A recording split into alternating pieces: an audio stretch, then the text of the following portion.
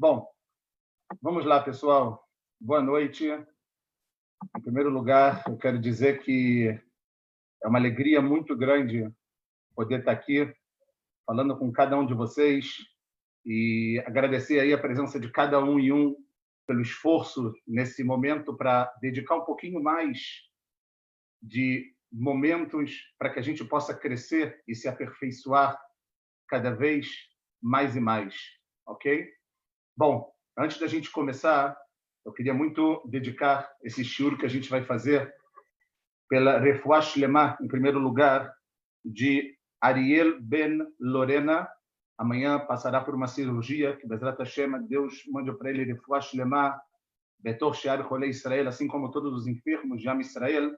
E, obviamente, dedicar também esse shiur pela elevação da alma, pelo Leilui Nishmat de Sara, Bat Rachel e Alberto, senhora Sara Sherei Mizrahi, e também pelo nosso querido Henry, que, como todos nós ficamos sabendo, acabou devolvendo a alma para Kadosh Baruch Hu na semana passada, um menino de 15 anos. Então, que seja também Leilui Nishmato de Arieh Leona Cohen Ben Dani, Zichrono Livracha, Shetia Nishmatam Tzlura Bitzror HaChaim. Bom, eu confesso a vocês que Rosh Hashanah, assim como o que a gente chama dos Yamim Anoraim, esses dias temíveis que começam em Rosh Hashanah, passa por Yom Kippur, depois nós temos dias de alegria, como Sukkot, Chol HaMoed, Simchat Torah. Eu confesso a vocês que, particularmente, existe uma ambiguidade de sentimentos. Porque, por um lado, nós temos medo, porque nós seremos julgados. E Rosh Hashanah, como todos nós sabemos, não é o dia da criação do mundo. O dia da criação do mundo é o dia 25 de Elul, que nós passamos há pouco tempo. O dia de Rosh Hashanah é o dia da criação do ser humano. Nós sabemos que o ser humano ele foi criado no sexto dia da criação, no próprio, ao entardecer, e no próprio dia acontece tudo que nós conhecemos, o erro do primeiro homem, assim como o erro de Havá, influenciado pela serpente. A gente não vai entrar nisso aqui. E no mesmo dia nós sabemos que Deus expulsa Adão e Havá do Gan Eden. Ele coloca eles fora do Gan Eden. Eles receberam naquele momento um juízo. Eles receberam a justiça divina de que eles não poderiam continuar nesse lugar espiritual que o mundo deveria ser assim, que é o Gan Eden. Então, todos nós sabemos que em Rosh Hashanah, Deus ele nos julga. Ele julga a humanidade. Então, sempre que a gente vai para um julgamento, a gente está dizendo agora de um julgamento entre seres humanos. Por mais que você saiba muitas vezes que você tem razão, você sempre se preocupa. Você sempre fala, e se o juiz não aceitar o que eu estou pedindo?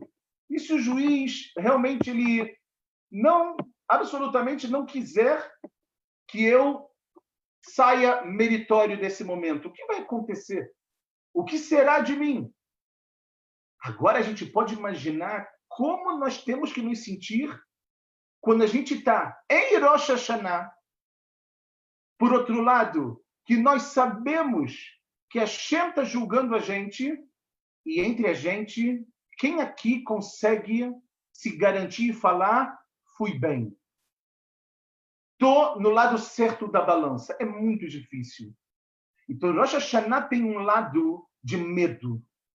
Tem um lado que a gente realmente fica preocupado. O que vai acontecer? O que será da gente? Será que vai dar certo? Será que vai dar errado?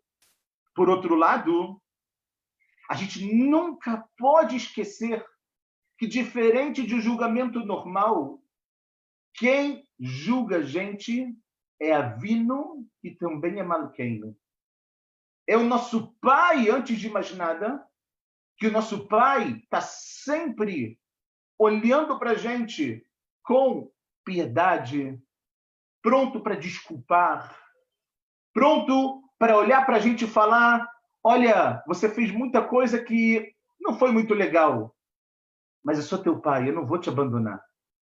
Onde quer que você esteja, eu não vou te abandonar. Por outro lado, nós sabemos que ele é Malkeino, que ele é o nosso rei, e essa é uma das finalidades que nós temos em Rosh Hashanah, que é coroar Deus como rei na nossa vida, na vida individual de cada um de nós, na vida coletiva como povo e também relacionado à terra de Israel, a Eretz Israel. Então, todos nós chegamos de alguma maneira com uma ambiguidade de sentimentos. Por um lado, e assim está escrito na Halachá, a gente tem que se enfeitar, a gente tem que cortar cabelo, se costuma ir no mikve, a gente se prepara para esse momento, mas calma, a gente deveria estar triste. É verdade. Só que quem está julgando a gente não é um ser humano.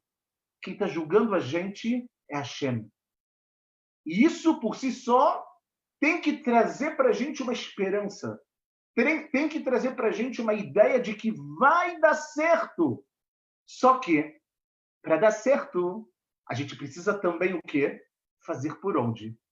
A gente precisa também chegar nesse grande dia com os nossos bolsos cheios de ações, de bondade, de bom olhado, de julgamento favorável em relação ao próximo, de julgamento favorável em relação a Deus também.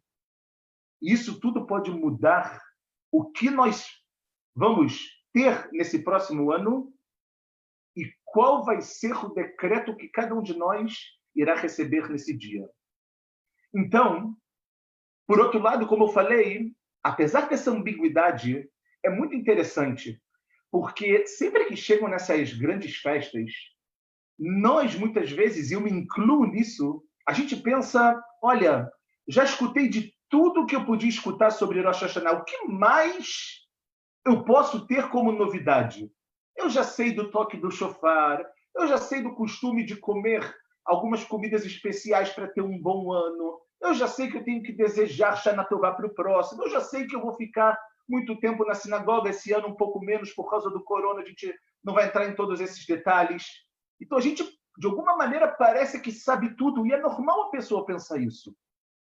Só que eu tentei, com a permissão de vocês, trazer uma ideia que, por um lado, ela seja inovadora e diferente para a gente enfrentar esse dia, que é um dia difícil, mas ele é um dia de muita, mas muita bondade de Deus com cada um de nós, com cada ser humano. Vocês sabem que na Kabbalah está escrito que o dia de Rosh Hashanah ele é dividido em dois. Nós temos 2 dias. O primeiro dia está escrito que ele é um Dina Kashia. Na Kabbalah está escrito no Zohar que é um dia que a virtude, a característica de justiça de Deus, ela está mais aflorada. Dina Kashia é o Din Kasher, é o julgamento difícil. E o segundo dia está escrito que é o Din Rafia, é o Din Kal. O atributo de bondade de Deus está mais forte, está mais revelado nesse dia. Então a gente vê que a gente vai enfrentar algo. Nós vamos enfrentar o julgamento. Só que a gente nunca pode esquecer de 2 coisas principais, e com isso nós começamos. Como nós dissemos, que é Avinu Malkeinu, que é a Kadosh Baruch Hu, nosso Pai. E 2, como nós iremos dizer também na Tefilá, que não existe nada no mundo que Deus ele se esquece. Nós, seres humanos, a tendência normal é esquecer. Quando nós dizemos muitas vezes que nesses dias do mês de Elul nós devemos inspecionar os nossos atos, tentar lembrar um pouco do passado. É tão difícil lembrar o que eu fiz ontem, talvez. Só que sobre Deus, a gente não pode esquecer que isso não existe. Nós iremos falar em Shichecha mitachat kiseh kevodecha. Não tem nada, não tem nenhum esquecimento embaixo do seu trono honrado, Deus. Então, por um lado é uma bondade. Por outro lado, pessoal, a gente tem que tomar cuidado também. Porque não tem esquecimento. Não tem, vou dar um jeitinho, nosso famoso jeitinho brasileiro. Não. Rosh Hashanah é um dia que, em primeiro lugar, Deus ele quer que você volte a ser Adam Arishon. Agora, o Adam Arishon que eu estou dizendo não é o Adam Arishon da criação do mundo. É o Adam Arishon que está dentro de você. É aquele Adam, é aquele ser humano que Deus criou, que Deus lapidou, que Deus soprou dentro de você o alento da vida. E às vezes, com o decorrer do tempo, com o decorrer da rotina, com o decorrer das dificuldades, com o decorrer do corona, às vezes nós nos esquecemos do Adam que nós somos de verdade, do ser humano que nós somos de verdade, da criação divina, da centelha divina que cada um de nós tem dentro de si. Isso é Rosh Hashanah. A gente não tem que olhar Rosh Hashanah como uma punição. A gente tem que olhar Rosh Hashanah como um presente divino, um presente que vai te fazer ter a oportunidade. Vai ter gente que não vai chegar lá por opção própria, mas te dar a oportunidade de quê? De voltar a ser quem você é. E por isso que no mês de Elul nós trabalhamos muito com as nossas características. Por isso que no mês de Elul nós trabalhamos numa mudança, numa retificação, porque tudo isso só virá para o nosso bem, para que a gente possa despertar coisas espirituais muito, mas muito elevadas. Então, apesar de que parece no primeiro momento que a gente sabe tudo, parece que no primeiro momento a gente não tem muito o que acrescentar. Por isso que eu escolhi um tema para falar, e a gente vai tentar, se Deus quiser, cumprir o nosso tempo. Vamos ver quanto que a gente consegue. Existe um momento na reza de Musaf que nós invocamos 3 características principais que os nossos sábios nos escrevem na Gemara, no Talmud de Jerusalém, no Talmud Yerushalmi, que podem revogar um mau decreto. Vocês já devem estar se falando quais são, mas nós iremos falar. Tem um momento muito forte na Tefilá, que muitas pessoas choram nesse momento. A gente não vai entrar aqui na discussão que existe entre o Arizal e o Gaon Vilna, se pode chorar em Rosh Hashanah, se não pode chorar em Rosh Hashanah. Agora, mas a gente não tem tempo para falar sobre isso. Mas, muitas vezes, a pessoa, quando ela escuta essas 3 palavras, ela treme. Ela mexe muito com ela. Que nós sabemos que vamos dizer Utshuvah, Utfilah, Utzdakah, Ma'avirim etroa gzerah. O que pode revogar o mau decreto? Deus me livre que venha contra nós e contra o mundo. São 3 pilares, são 3 bases que sustentam o nosso ano. A Tshuvah, que a gente não vai falar dela, a Tfilah, a prece, e a Tzedakah, a caridade.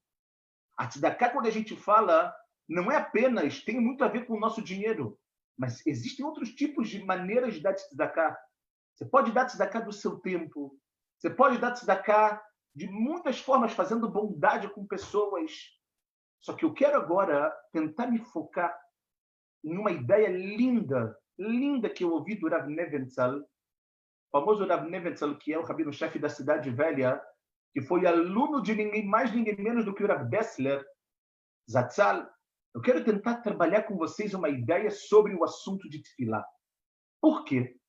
Porque se a gente for parar para pensar, a maior parte de Rosh Hashanah, assim como Yom Kippur, não a maior parte do tempo, mas a maior parte do tempo que a gente desfruta de Rosh Hashanah, a gente está no Beit HaKnesset rezando. Muitos lugares talvez demoram 6 horas na Yeshiva, que eu trabalho em Yeshivat HaKotel. A Tefilá começa às 8 da manhã, termina às 2 da tarde. 8 horas, começa às 6 da manhã, termina às 2 da tarde. 8 horas de Tefilá. Então, a gente vê que a Tefilá, ela tem uma ideia na nossa vida. Agora, vamos tentar entender, pessoal. E o assunto que eu quero tratar com vocês é justo isso. Os dois caminhos que nós temos na Tefilá que podem e devem mudar o nosso ano. E eu acho que se a gente conseguir se concentrar nesses dois caminhos, que muitas vezes parecem opostos, mas eles podem se complementar, ou podem vir também em determinados momentos da vida, eu não tenho a menor dúvida, e não sou eu que estou falando, são os nossos sábios, que a gente vai chegar em Rosh Hashanah prontos. Nós iremos chegar falando com toda a dificuldade, com todo o din, com toda a justiça que vai ter nesse dia, a gente vai juntar a justiça com a bondade de Deus, pedindo que a gente só tenha coisas boas, que a gente só tenha brachot, que a gente só tenha saúde. Como o mundo precisa de saúde. Como o mundo hoje em dia precisa de sanidade mental, de poder enfrentar os desafios, enfrentar tudo o que está acontecendo. Não é fácil. Não está fácil. Mas como a gente fala, Ein al milei shaen ela avinu shebashamayim. O único que eu me apoio é ele. Zeu. Você pode pedir ajuda de pessoas, mas se apoiar para a sua vida é ele. Então, para a gente tentar entender aonde eu quero chegar, eu quero fazer uma pequena retrospectiva com vocês. Eu quero falar um pouco sobre a saída do Egito. Aí vocês vão falar, peraí, eu acho que eu entrei no shiur errado. Eu achei que eu ia me preparar para Rosh Hashanah, você vai me falar sobre Pesach? Não se preocupem, pessoal, eu não vou falar sobre Pesach, mas eu vou falar sobre algo que aconteceu antes da saída do Egito, que vai trazer uma bomba para a nossa vida. Olhem só, prestem atenção que coisa incrível. Quando Am Israel ele vai para Mitzrayim, nós sabemos que Deus ele já faz essa promessa para Avraham Avinu, no que nós chamamos no Brit Ben Abetarim. Deus ele vira para Avraham, pessoal, eu vou ler aqui o passuco só para ficar muito, muito claro. Deus ele vem para Avraham e ele fala para Avraham, olha Avraham, você vai ser um povo estranho, numa terra estranha. Só que Deus aqui, ele usa uma linguagem chamada Lashon Stumah, Tassatum. É uma linguagem que a gente não consegue entender muito. A gente sabe que a gente vai ser estranho numa terra estranha. Depois fala que a gente vai sofrer. Ok, mas isso vai acontecer ao mesmo tempo? Quanto tempo isso vai acontecer? A Kadosh Baruch Hu fala, por 400 anos vocês estarão lá. E o que a gente se depara, pessoal?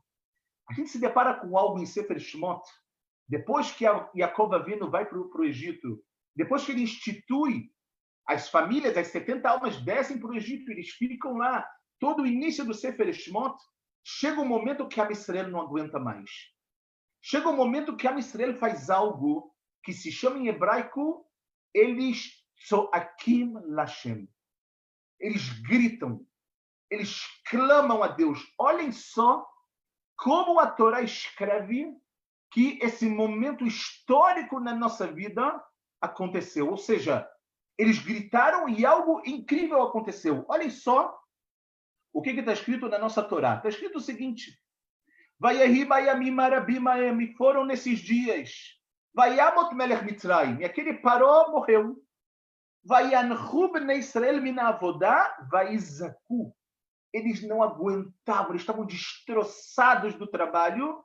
E o que eles fizeram? Vaizaku. Eles falaram, Hashem, não dá mais. Não tenho condições de continuar. Logo depois, no versículo seguinte, está escrito assim: Vaishma Elokim et na'akatam. Deus escutou o clamor deles. Vaizkor Elokim et brito, desculpa, e Deus ele lembrou do seu pacto, et Abraham, et Yitzhak, et Yaakov. O pacto que ele fez com Abraham, com Yitzhak e Yaakov, em outras palavras, o pacto que o quê? Que ele tiraria o povo de lá. Mas calma, é interessante. Em primeiro lugar está escrito que o povo clamou. Depois está escrito que Deus escutou, não é verdade? Então a pergunta é, Por que Deus agora, justo nesse momento, ele lembra? Justo nesse momento, ele escuta? Então, a gente vê que existe algo muito, mas muito interessante, que o grito, esse grito muitas vezes de desespero, esse grito que muitas vezes a pessoa fala, não dá mais, estou sufocado, preciso de você, preciso respirar. Esse grito, muitas vezes, eles funcionam na nossa vida. Funcionou com o povo, com a Israel, na saída de Mitzrayim. A grande pergunta é, como que a gente pode transformar esse grito, esse desespero na prática? Como? Ou seja, primeira coisa, a gente tem que saber o seguinte, será que nós, através desse nosso clamor, a Israel teve que lembrar a Deus do seu pacto? Ou seja, Deus só lembra do pacto quando a gente clama? Tem alguma coisa estranha. A gente sabe que Deus está acima de tudo. A gente sabe que Deus não precisa da nossa tefilá para lembrar de alguma coisa, não é verdade? Então a gente vê que é Hashem que covea. Deus ele fixa quando vai acontecer. Quanto tempo vocês vão ser escravos? Qual tipo de sofrimento vocês vão ter, não é verdade? Então a gente vê que é o seguinte, se chegou o momento de Am Israel sair de Mitzrayim, ok? Então, não importa se eles vão clamar a Deus ou não. Chegou o momento que Deus instituiu e acabou. Por outro lado, se não chegou o momento deles saírem, para que eu grito? Para que gritar? Se Deus me fala que eu vou ter 400 anos de escravidão, por que você está gritando? Essa é a primeira ideia que eu queria mostrar para vocês que existe muitas vezes na nossa tefilá. Tem muitas pessoas que caem no erro de achar que a sua tefilá não tem condições de mudar nada. Que a sua tefilá é assim, se Deus decretou algo, eu não vou ficar pedindo ao contrário. Se Deus decretou que Deus me livre uma pessoa, lo além não vai sofrer. Então, por que ela agora vai clamar a Deus? É o decreto divino. E se é o decreto divino, o que acontece? Se é o decreto divino, então, eu não tenho que me preocupar com isso. Vou deixar isso acontecer. Essa é uma ideia muito errada, pessoal. Porque, como nós falamos no início, o motivo pelo qual Deus ele coloca para Abraham do Brit Ben Abetarim de uma maneira fechada, de uma maneira que não é clara, não é revelada quando vai começar, de que maneira isso vai acontecer, aonde isso vai acontecer também. E a partir de quando se contam esses 400 anos, porque Deus aqui ele quer dar uma lição, pessoal. E essa é a lição que a gente vai começar a nossa preparação para esse dia tão sagrado de Rosh Hashanah. Qual é a lição? A lição, pessoal, é uma ideia muito interessante. Que quem, na realidade, vai fixar quando isso vai acontecer, ou se isso vai acontecer no final dos 400 anos, ou se Deus vai antecipar esses 400 anos para a saída do povo de Israel de Mitzrayim, é você. Somos nós. Então a gente vê que esse clamor, esse desespero que o povo de Israel passou, foi algo que mexeu com os mundos espirituais. Não mexeu só com o acontecimento desse mundo. Mexeu com os mundos espirituais, pessoal. Por quê? Porque a gente vê que isso foi tão verdade que logo depois que Deus escuta, o que acontece? A gente escuta da história de Moshe. Moshe foge para Midian e lá Deus se revela e fala, volta, volta, vamos. Calma, Deus, não são 400 anos? O que está acontecendo aqui?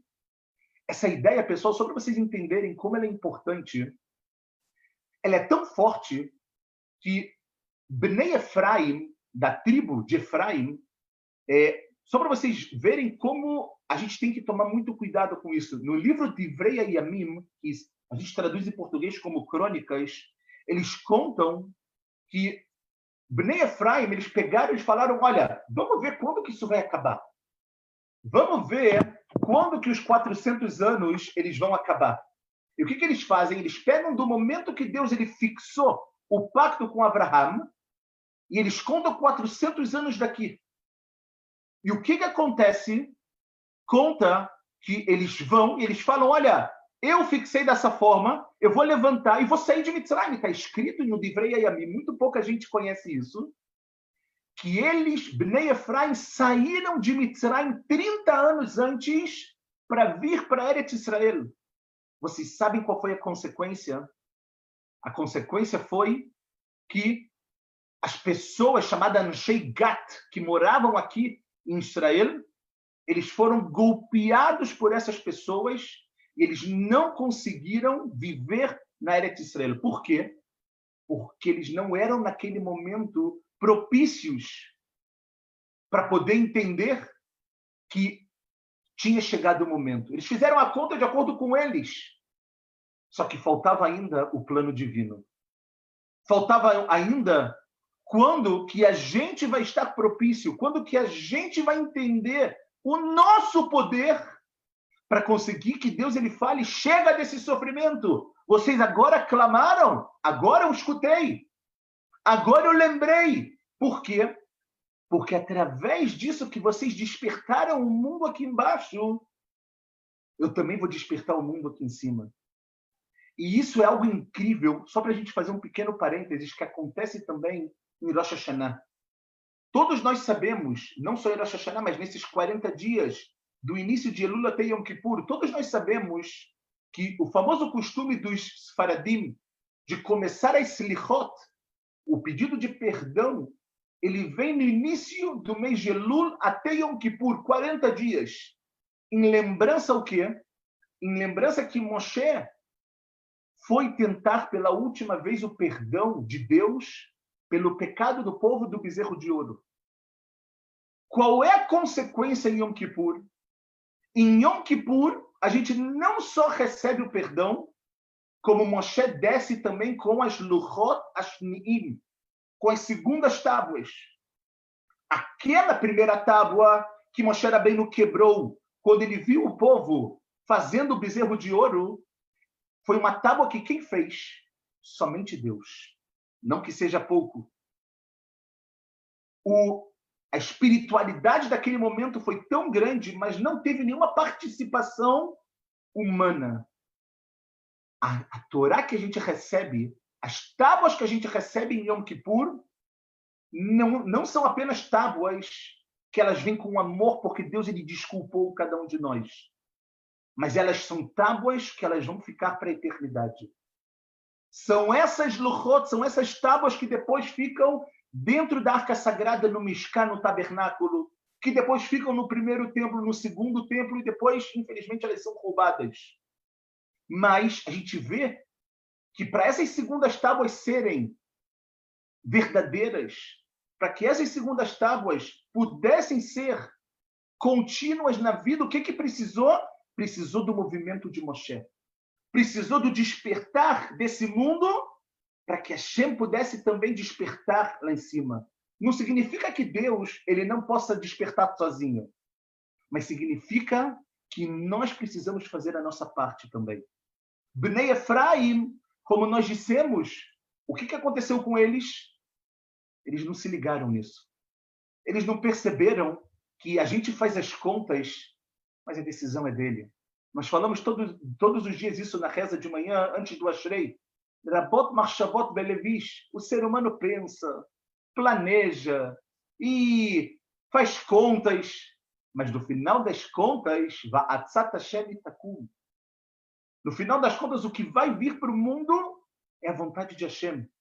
É isso que a pessoa ela vai ter na vida. A gente tem que fazer planos, mas a gente tem que tomar cuidado para que esses planos eles possam estar compatíveis com os planos divinos. Bnei Efraim achou, eu fiz os meus planos, está bom. O que Deus fala para eles? Não. Vocês não vão entrar. Se vocês entrarem em Israel, vocês vão ser golpeados, vocês vão ser expulsos de Israel. E o que acontece aqui, pessoal?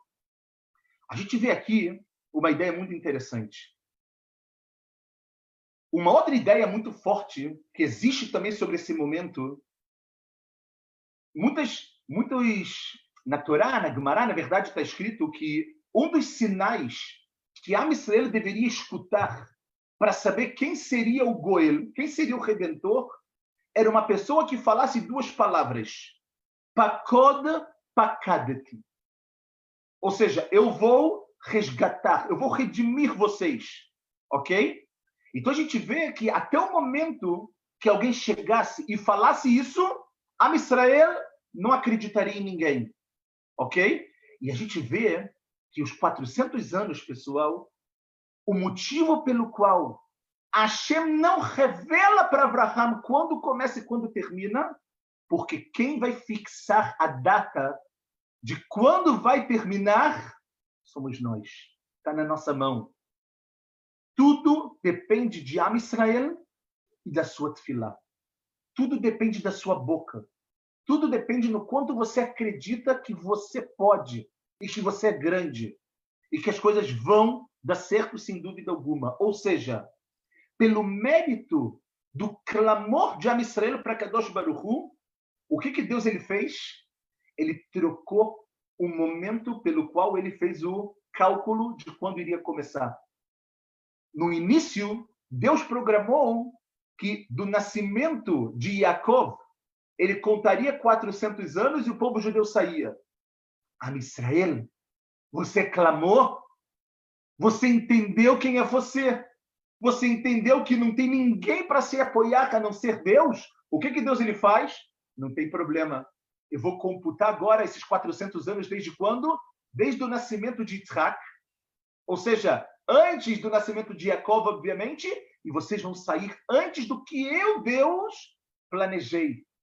Porque eu fixo, mas quem traz, quem consegue leit gashem, ou seja, quem consegue materializar os meus planos no mundo, são vocês.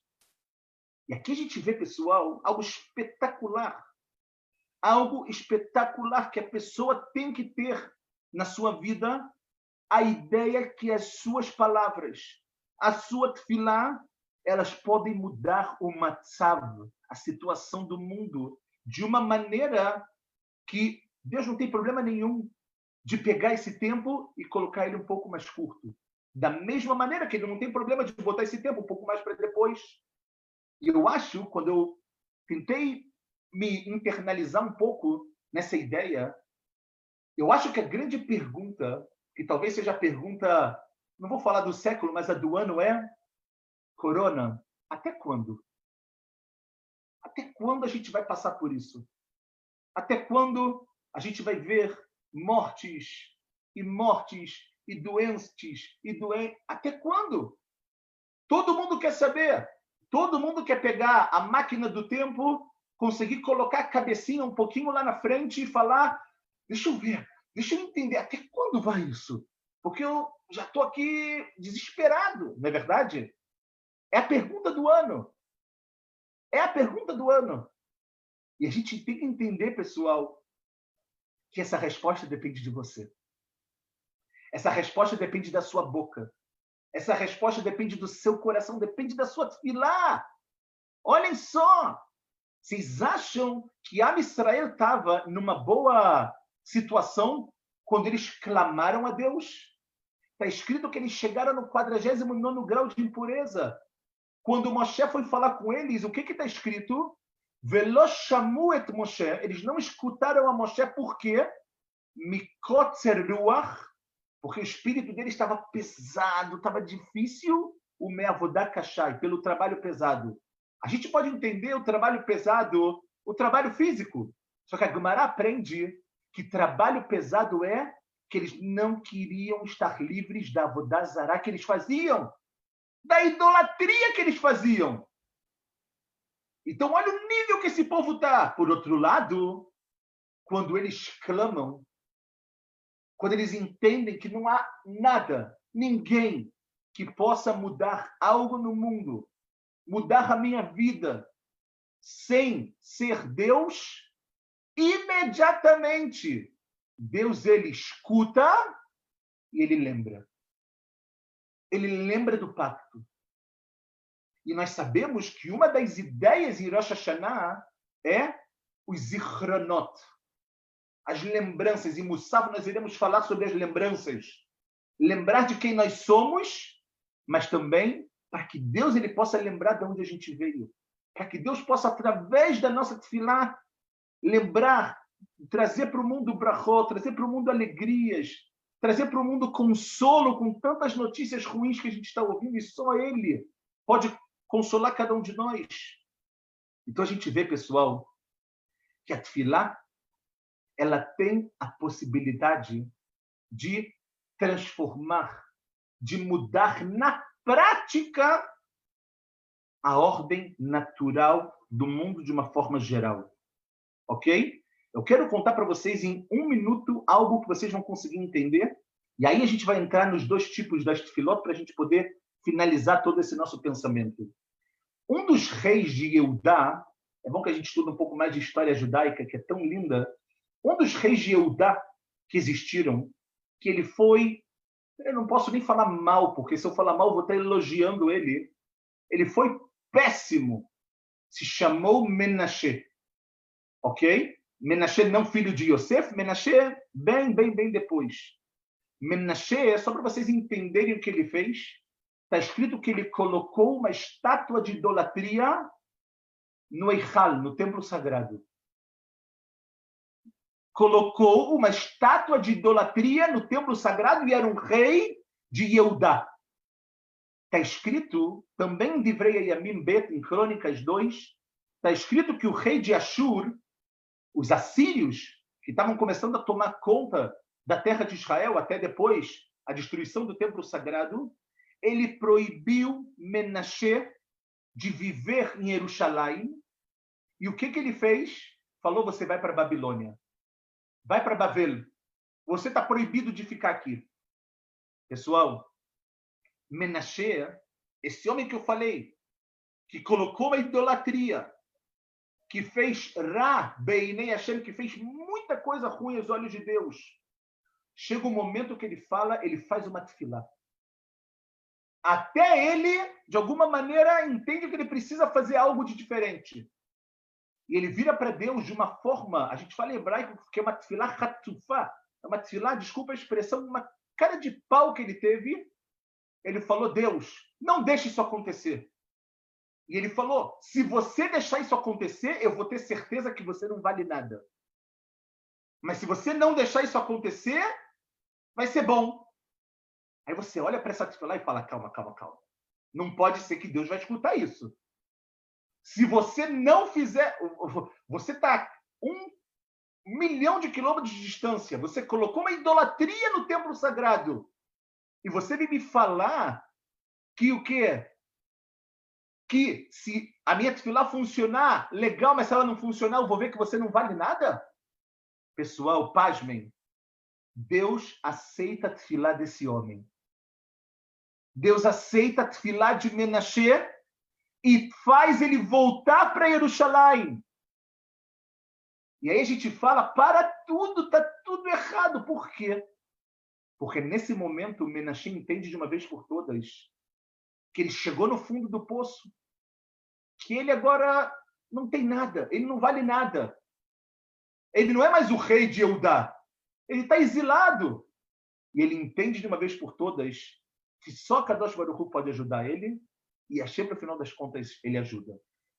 Então a gente vê, pessoal, para a gente começar a se encaminhar para esse nosso final, a gente vê que, na verdade, tem 2 tipos de tefilá que a pessoa, de prece, que a pessoa ela tem que se preparar para Rosh Hashanah, para toda a vida, mas para Rosh Hashanah também. O primeiro tipo delas é o que a gente chama, ok?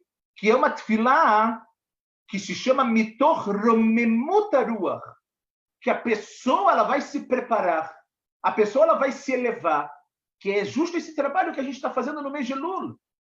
Se elevar, melhorar, se tornar outra pessoa. E através da tefilá de uma pessoa como essa, o que vai acontecer? A tefilá vai fazer com que ele se aproxime a Deus. Ele vai estar se sentindo tão elevado, tão conectado, falando com o Big Boss, falando com o rei do mundo, falando com o chefe de tudo, com o fabricante mundial. Que isso, o que vai fazer? Isso vai aproximar ele de Deus. Ele vai conseguir revelar a honra de Deus no mundo. E aí ele vai entender que Deus, ele vai dar tudo. Ou seja, ele se eleva para chegar num nível muito, muito, muito alto. Só que nem sempre é assim. Nem sempre as pessoas conseguem chegar nesse nível. E na minha humilde opinião, muitas pessoas têm inclusive medo da reza de Rosh Hashanah porque eles se perguntam: eu não sei rezar. Eu não sei conversar com Deus. Eu não entendo nada do que eu vou ler em hebraico. Eu estou desesperado. Vai funcionar para mim? Então, eu quero falar para vocês, pessoal, de todo esse histórico que a gente trouxe nessas nossas palavras, do histórico do povo de Israel no Egito, do histórico de Menashe que a gente falou, e do histórico que Deus, de uma maneira proposital, não revela para Abraham. Qual é o momento, a partir de quanto esses 400 anos, a maior parte das pessoas chega em Rosh Hashanah da segunda maneira. A primeira, como nós falamos, é quando a alma dessa pessoa se eleva, e aí ela consegue chegar num nível muito grande. Mas a segunda, pessoal, é uma ideia forte. É uma ideia que muitas vezes a pessoa ela chega para tefilah sabendo que quem sou eu? O que sou eu diante de Deus? O que sou eu diante do mundo? Eu não sou nada. Eu não tenho nada. Tem momentos na vida da pessoa que ela chega assim, que ela chega nesse nível. E a gente às vezes pensa que esse nível é um nível muito baixo, que é um nível que não tem solução, que a pessoa, que Deus com certeza não vai ouvir essa pessoa. Só que a gente tem que entender, pessoal, que assim foi em Mitzrayim. No Egito, parecia tudo perdido. No Egito, se você falasse para um jovem de 15 anos que ele ia ser livre, ele ia rir de você. Porque ele falava: o meu pai é escravo, meu avô é escravo, meu bisavô, todo mundo é escravo. Eu vou ser livre? Estava tudo perdido, pessoal. Estava tudo que, mais um pouquinho, tudo se acabava. Se o povo chegasse no 50º grau de impureza, acabou. E o que acontece, pessoal? A gente aprende que até daqui, até dessa maneira, nós conseguimos chegar no conhecimento divino. Foi isso que aconteceu com o Am Israel. Foi difícil. Depois, na saída, eles reclamaram, mas no final das contas, eles chegaram ao reconhecimento da grandeza, da magnitude de Deus. Ou seja, a gente vê, pessoal, que essa é a ideia que, na minha humilde opinião, a gente consegue chegar em Rosh Hashanah. Então, aqui a gente consegue entender uma Gemara muito famosa no Talmud, no Tratado de Brachot, que fala que os primeiros Hassidim, eles, 1 hora antes da Tefilá, eles se concentravam, eles faziam a sua prece e 1 hora depois demorava até eles voltarem para o mundo. É claro que isso hoje em dia não é muito realista. Quem consegue se preparar 1 hora para a Tefilá e depois da Tefilá ficar mais 1 hora? Mas a ideia é justo essa que a gente está vendo. Antes da Tefilá, o que eles faziam? Eles faziam a primeira parte da Tefilá que a gente falou. O primeiro caminho da Tefilá, que é o quê? Que é você tentar se elevar. Tentar ser uma pessoa melhor. Você agora chegou na Tefilá. E depois o que acontece? Você tem que, de alguma maneira, baixar um pouco. Você tem que transformar esse seu novo eu na realidade, na sua vida. E aqui também a gente entende uma discussão gigantesca que tem no Talmud, muito famosa também entre Beit Shammai e Beit Hillel. Existe a ideia, como nós dissemos, que Rosh Hashanah é a criação do homem. E a ideia que existe aqui é o que é melhor? Essa é a discussão de Beit Shammai e Beit Hillel. O que é melhor? Que era melhor o homem não ser criado ou foi melhor o homem ter sido criado? Em hebraico se fala Nor le'adam shenivra yoter milo yanivra. Será que era melhor para o homem que ele foi criado ou era melhor ele não ter sido criado? Essa discussão é gigantesca na Gemara, mas a ideia aqui, pessoal, é a seguinte: A pergunta é: onde está o dagesh? Aonde está a ênfase? Aonde está o ponto principal da nossa vida? Ou seja, quando, por um lado, a gente consegue alcançar essa elevação, a gente consegue entender a grandeza de Deus sozinho e a gente se eleva com isso, então é bom que o homem seja criado, porque o ser humano foi criado para isso também, para entender esses caminhos, não os caminhos de Deus, de como ele faz no mundo, para entender a grandeza de que não tem ninguém a não ser ele. Por outro lado, pessoal, ok? Quando a pessoa muitas vezes sente que ela não é, que ela é um nada. Está errado se sentir assim. Mas tem muitas pessoas que sentem isso e falam: agora que eu cheguei nesse ponto de não ser nada, por que eu fui criado? Era melhor eu não ter sido criado. A Kadosh Baruch Hu fala: por mais que você pensa isso, saiba que eu também quero te escutar. Saiba que o seu coração e a sua boca, eles são uma verdadeira bomba atômica que podem mudar o destino da humanidade, o destino da sua vida. Você só precisa o quê? Acreditar em você. Você só precisa lembrar do seu Adam Arishon, como nós falamos no início. Ou seja, nem sempre, pessoal, a gente chega nesse nível tão grande na Tefilá de Rosh Hashanah. Com tantas preparações que a gente tem, quem consegue chegar em Rosh Hashanah e falar: ah, me preparei, já sei exatamente cada palavra, já entendo cada palavra. Muitas vezes a pessoa sente o outro lado, o outro tipo da Tefilá. Mas você não pode esquecer que a Kadosh Baruch Hu sabe principalmente o que o seu coração está sentindo nesse momento. E quando a gente derrama o coração, derrama as nossas lágrimas, derrama tudo para Kadosh Baruch Hu, a gente pede para ele: Deus, por favor, Al tashiveinu reikama milefanecha. Por favor, Hashem, não me devolve essa tefilá vazia, sem resposta. E eu não sei de onde eu vou conseguir forças. Zahur que afaranach. Não lembra que eu sou pó da terra. Eu vim do pó da terra e para lá eu vou voltar. Mas Hashem, eu estou aqui hoje, em Rosh Hashanah. Para de pensar no passado. Chega em Rosh Hashanah e seja você mesmo.